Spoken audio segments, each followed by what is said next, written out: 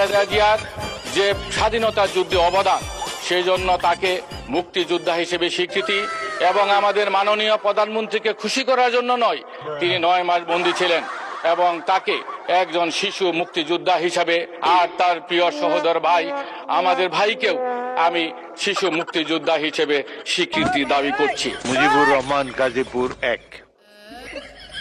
আমার মনে হয় তারেক জিয়া নিজেও জানে না সে মুক্তিযোদ্ধার সময় কতটুকু ছিল, সে শিশু মুক্তিযোদ্ধা হয়েছে কবে।